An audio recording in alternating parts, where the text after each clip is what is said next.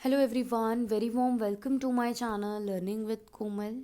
तो आज की वीडियो में हम असेसमेंट ऑफ नॉन रेजिडेंट्स को कवर करेंगे। तो जैसा कि मैं आपको बता दूं, ये वीडियो पार्ट 1 होने वाला है, जिसमें हम असेसमेंट ऑफ नॉन रेजिडेंट्स का इंट्रोडक्शन देंगे और साथ ही साथ ऐसी कौन सी इनकम होती हैं जो कि एग्जेम्प्टेड होती है नॉन रेजिडेंट की, वो भी आज की वीडियो में हम स्टडी करेंगे। तो बेसिकली आज की वीडियो आपके लिए काफ़ी ज़्यादा हेल्पफुल एंड यूज़फुल होने वाली है। वीडियो को लाइक शेयर एंड कमेंट करना ना भूलें और चैनल को सब्सक्राइब ज़रूर करें, बेल आइकन को ज़रूर प्रेस करें। चलिए फिर आज की वीडियो को स्टार्ट करते हैं बिना टाइम वेस्ट किए। तो जैसे कि आप स्क्रीन पे देख सकते हो, सबसे पहले हमें गिवन है कि हमें नॉन रेजिडेंट्स का असेसमेंट के बारे में हम पढ़ेंगे। तो यहाँ पे हमें डिफ़ाइन है कि कुछ अमेंडमेंट्स भी हुए हैं 2021 टू 2022 में। कुछ अमेंडमेंट्स हुए हैं। अमेंडमेंट्स का क्या मतलब होता है कि जब कोई रूल में बदलाव आता है तो उसको हम बोलते हैं अमेंडमेंट्स, ठीक है। तो कुछ रूल्स में चेंजेस आना, वही हमारे अमेंडमेंट्स होते हैं। तो ये कुछ सेक्शन में किए गए हैं। 2021 टू 2022 के असेसमेंट ईयर की बात की जा रही है कि जब ये असेसमेंट ईयर होगा तो अभी ये जो अमेंडमेंट्स हैं ये लागू होंगे। तो ये कुछ सेक्शन 115A, सेक्शन 115AC और AD और C में किए गए हैं, ठीक है। इनके बारे में हम आने वाली वीडियोस में स्टडी करेंगे। जब हम सेक्शन 115A, AC, AD और C को स्टडी करेंगे, उसमें हम ये अच्छे से एक्सप्लेन करेंगे। अब बात कर लेते हैं असेसमेंट ऑफ नॉन रेजिडेंट्स की। तो सबसे पहले हमें यहाँ पे गिवन है कि जो सिटीजनशिप और रेजिडेंस होता है एक पर्सन का, is not one and the same thing. ये दोनों अलग अलग चीज़ हैं।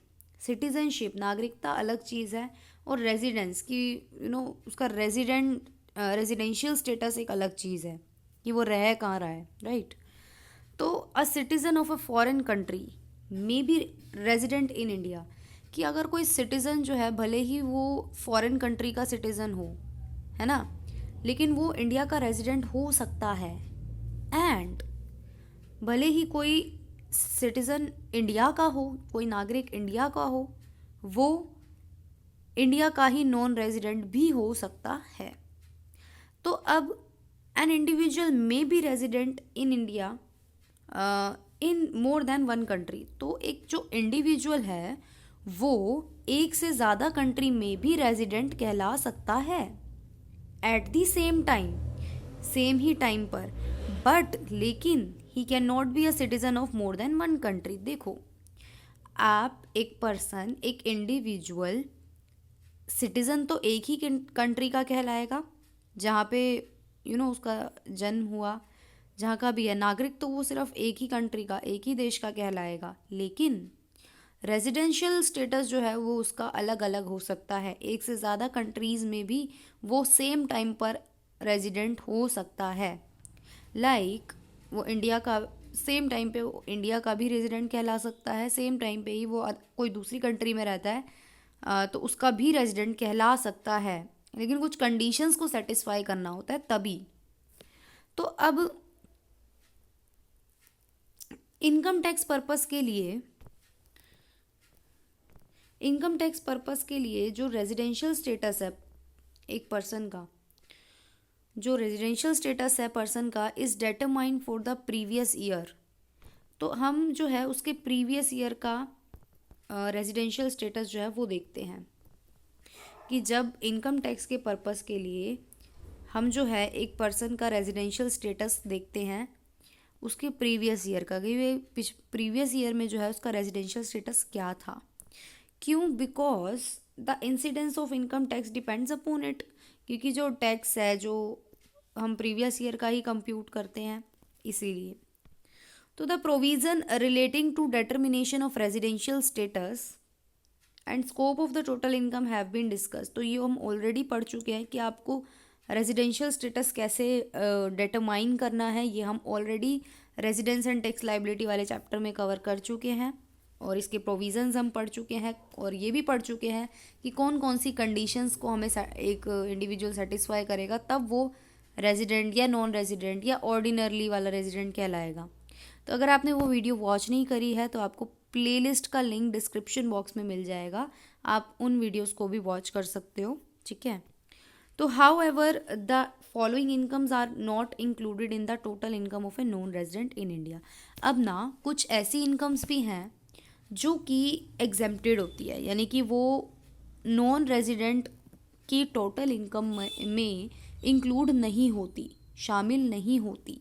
तो अब ऐसी कौन सी इनकम है जो एग्जेम्प्टेड होती है, यानी कि जो टोटल इनकम में शामिल ही नहीं होती, यानी कि उन पर टैक्स नहीं लगता।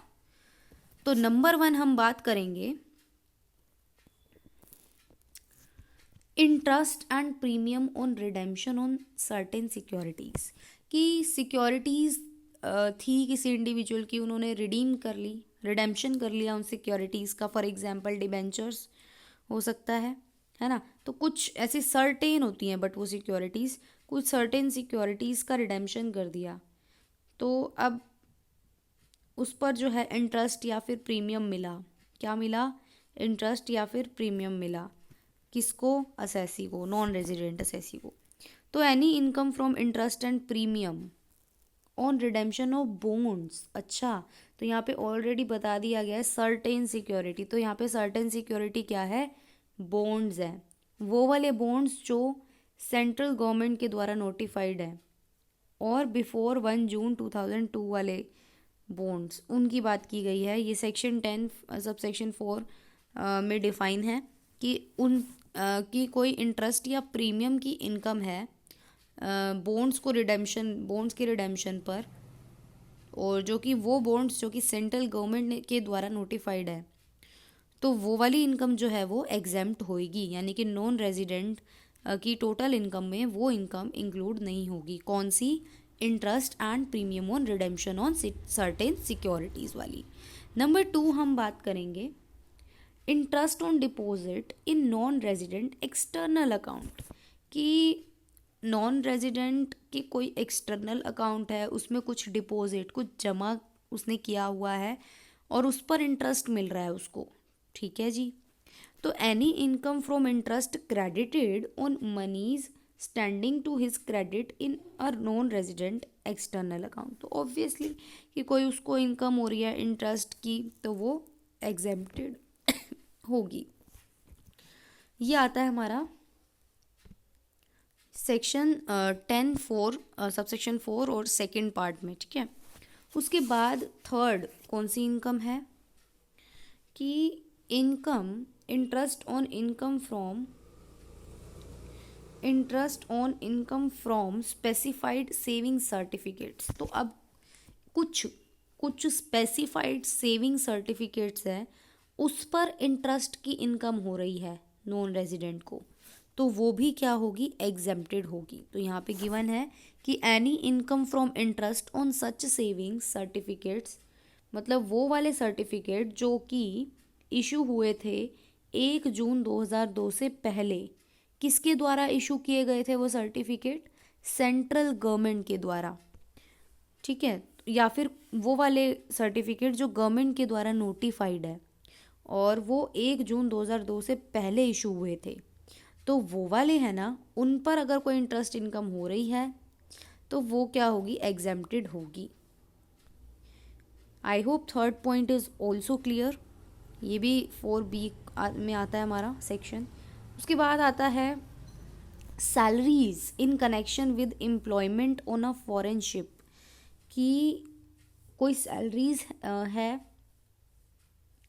जो कि फॉरेन शिप में एम्प्लॉयमेंट था, उस वजह से सैलरी की इनकम हुई है नॉन रेजिडेंट को, तो वो भी एग्जेम्प्टेड होगी। और ये हमारे सेक्शन 10 सबसेक्शन 6 8th में आता है, ठीक है। उसके बाद tax paid on behalf of a non resident to the central government, कि टैक्स पे किया गया है on behalf of a non resident के बिहाफ पर किया गया है। किसको पे किया गया है? टू दी सेंट्रल गवर्नमेंट को पे किया गया है। तो अब ये भी जो है एग्जेम्प्टेड कहलाएगा। और इसके बारे में डिटेल एक्सप्लेनेशन के बारे में बोला गया है कि अगर आपको इस पॉइंट के बारे में डिटेल में पढ़ना है तो आप चैप्टर 3 देख सकते हो, income exempt from income tax. उसमें इस पॉइंट के बारे में अच्छे से क्लैरिटी है। ओके, तो ये सारी इनकम्स थी जो कि एग्जेम्प्टेड थी नॉन रेजिडेंट के केसेस में। अब कुछ और इनकम्स भी हैं जो एग्जेम्प्टेड होती हैं, वो भी कुछ 3 पॉइंट्स है, वो भी हम स्टडी करेंगे, क्योंकि हमारा क्वेश्चन जो है वो 16 मार्क्स में आता है, तो हम इतना सा तो लिख नहीं सकते ना, थोड़ा ज़्यादा लिखना पड़ेगा, इसीलिए हम इसको भी कवर करेंगे। तो जैसा कि आप देख सकते हो, other income exempt from tax. अब वो कौन सी इनकम होती है जो, मतलब और भी ऐसी इनकम होती है जो टैक्स से एग्जेम्प्ट होती हैं। तो नंबर 1 आ रहा है अदर इनकम में कि goods purchased in India for export, कि इंडिया में गुड्स परचेज करे हैं एक्सपोर्ट करने के लिए। एक्सपोर्ट मतलब बाहर भेजने के लिए, फॉरेन में, है ना। तो अब वेयर अ नॉन रेजिडेंट, अगर नॉन रेजिडेंट जो है वो गुड्स परचेज कर रहा है इंडिया में, किस लिए परचेज कर रहा है, उसको बाहर भेजने हैं, बाहर एक्सपोर्ट करने हैं उसको, and he is not liable to pay tax, मतलब वो जो है टैक्स पे नहीं करेगा उस ट्रांजैक्शन पर, even if he maintain an office और एजेंसी इन इंडिया, भले ही उसने जो है इंडिया में कोई मेंटेन किया हो ऑफिस या एजेंसी, भले ही इस पर्पस के लिए, फिर भी जो है उसको टैक्स नहीं देना पड़ेगा। क्यों? क्योंकि उसने गुड्स कहाँ परचेज करे, इंडिया में करे और एक्सपोर्ट के लिए करे, तो ऑब्वियसली आप जानते हो गवर्नमेंट जो है वो एक्सपोर्ट को प्रमोट करती है, सो दैट्स वाई ये एग्जेम्पशन मिला है एसएससी को, मतलब नॉन रेजिडेंट को। उसके बाद income of a foreign agent of an exporter, तो अब फॉरेन एजेंट की इनकम है एक्सपोर्टर, तो इसके इस पॉइंट के बारे में क्या बोला गया है कि where an Indian exporter, Indian exporter है, इंडियन एक्सपोर्टर का मतलब जो बाहर भेजता है इंडिया का माल, इंडिया के गुड्स को बाहर सेल के लिए भेजता है, वो इंडियन एक्सपोर्टर होता है।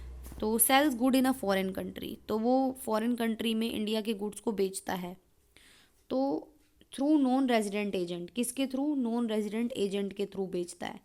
तो अब जो इनकम वो एजेंट कमाएगा is not deemed to accrue और अराइज इन इंडिया, उस इनकम को इंडिया की इनकम नहीं माना जाएगा, उस इनकम को इंडिया की इनकम नहीं माना जाएगा। Hence on such income he is not liable to pay tax, तो वो जो है टैक्स पे करने के लिए लाइबल नहीं है। कहने का क्या मतलब है इस पॉइंट का, कि कोई इंडियन एक्सपोर्टर है, उसने ना क्या किया, गुड्स बेचे, कहाँ बेचे, फॉरेन कंट्री में बेचे, किसके थ्रू बेचे, नॉन रेजिडेंट एजेंट के थ्रू बेचे। तो अब वो जो एजेंट है ना, अगर वो इनकम अर्न करेगा तो वो वाली जो इनकम है ना उसको इंडिया की इनकम नहीं माना जाएगा, तो जब उसको इंडिया की इनकम माना ही नहीं जाएगा तो टैक्स किस बात का, तो इसीलिए ये भी क्या होगी, एग्जेम्प्ट होगी। नेक्स्ट पॉइंट आता है sale by a non resident to Indian importers. अब इसके बारे में क्या बोला गया है कि where the contract to sale are made outside India, कि जब कॉन्ट्रैक्ट किया गया है कि आउटसाइड इंडिया में बेचना है, and there are on principal to principal basis, the non resident is not liable to pay tax on the profit on transactions, और even if the goods are sold on instalment basis. However, if the exporter and the importer have other business connection, the income from such export shall not be exempt। तो अब इस point के बारे में हमें क्या given है, ध्यान से समझेंगे इस पॉइंट को। इन्होंने बोला है सबसे पहले कि sale by a non resident, sale किसके द्वारा की जा रही है, नॉन रेजिडेंट के द्वारा की जा रही है। किसको की जा रही है, इंडियन इम्पोर्टर्स को की जा रही है। इम्पोर्टर कौन होता है, जो बाहर से माल इंडिया में मंगवाता है, मतलब आप इंडिया क्यों, राइट, आपने बाहर से, बाहर दूसरी कंट्री से गुड्स मंगाए इंडिया में, ठीक है, तो आपने इंपोर्ट किया, आप क्या हो गए, इम्पोर्टर हो गए, ठीक है, इंडियन इम्पोर्टर। इन्होंने क्या बोला है कि नॉन रेजिडेंट ने सेल करी, sale by a non resident, किसको सेल करी, इंडियन इम्पोर्टर को सेल करी, ठीक है। तो इस पॉइंट के बारे में क्या बोला है कि जब कॉन्ट्रैक्ट होता है बेचने का मेड आउटसाइड इंडिया, मतलब कॉन्ट्रैक्ट कहाँ पे हुआ, इंडिया के बाहर हुआ, and these are on principal to principal basis, principal to principal basis पर हुआ, the non resident is not liable to pay tax. जो नॉन रेजिडेंट है वो टैक्स पे नहीं करेगा on the profit on transaction. जो भी प्रॉफिट होगा इंडियन इम्पोर्टर को जो भी प्रॉफिट होगा उस पर नॉन रेजिडेंट को टैक्स पे नहीं करना पड़ेगा। मतलब बेसिकली इस पॉइंट का उल्टा है ये वाला पॉइंट, ठीक है। On transaction even if the goods are sold on instalment basis, कि गुड्स भले ही इंस्टॉलमेंट बेसिस पर बेचे जाएं, इस पर जो है नॉन रेजिडेंट लायबल नहीं होगा टैक्स पे करने के लिए। और हाउ एवर इन्होंने बोला है कि इफ़ द एक्सपोर्टर मतलब जिसने, यानी कि नॉन रेजिडेंट, ठीक है। इफ़ द एक्सपोर्टर यानी कि ये वाला बंदा जिसने सेल करा है, ठीक है, एंड द इम्पोर्टर यानी कि ये Indian importer have other business connection, तो अगर इनके जो बिजनेस कनेक्शन है दूसरे भी हों, the income from such export shall not be exempt. इन्होंने बोला है कि अगर उस एक्सपोर्ट से कोई इनकम होगी तो वो एग्जेम्प्ट नहीं होगी। उसके बाद अब हम बात करेंगे income exempt in case of an individual who is not a citizen of India, कि इनकम एग्जेम्प्ट हुई है किसके केस में, इंडिविजुअल के केस में जो कि इंडिया का सिटीज़न नहीं है। सिटीज़न यहाँ पे साफ साफ बोला है, सिटीज़न नहीं है। बट ये नहीं पता कि रेजिडेंशियल स्टेटस के बारे में नहीं पता, बस इतना पता है कि वो सिटीज़न नहीं है यहाँ इंडिया का, यानी कि वो कहीं बाहर का सिटीज़न है। अब रेजिडेंशियल स्टेटस क्या है वो नहीं जानते हम इसमें। तो अब इन्होंने क्या बोला है कि ऐसा भी होता है कि भले ही वो इंडिया का सिटीज़न नहीं है और इनकम एग्जेम्प्ट है, तो इसके बारे में क्या बोला गया है कि देयर आर सर्टेन इनकम्स, ऐसी कुछ इनकम्स होती हैं which are exempt in the hands of an individual, जो कि इंडिविजुअल के हैंड मतलब एग्जेम्प्ट मानी जाती है, यानी कि टोटल इनकम में उनकी इंक्लूड नहीं होती, भले ही वो इंडिया का जो है सिटीज़न नहीं है, ठीक है। The income are exempt under section 10 subsection 6 irrespective of his residential status in India during the previous year. और इसलिए डिटेल में अगर आपको पढ़ना है तो income exempt from income tax आप स्टडी कर सकते हो।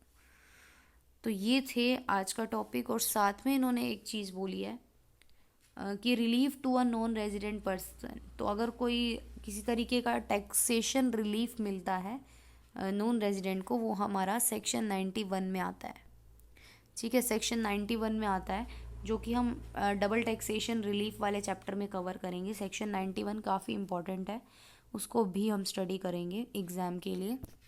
और आज की वीडियो में इतना ही, और सेकंड पार्ट में हम इसकी डिटर्मिनेशन ऑफ इनकम लाएंगे। तो सेकंड पार्ट भी आप ज़रूर वॉच करें, और प्लेलिस्ट का लिंक आपको डिस्क्रिप्शन बॉक्स में मिल जाएगा, आपको वो वीडियो भी मिल जाएगी उसी प्लेलिस्ट में। वीडियो को लाइक शेयर एंड कमेंट ज़रूर करें। Thank you so much.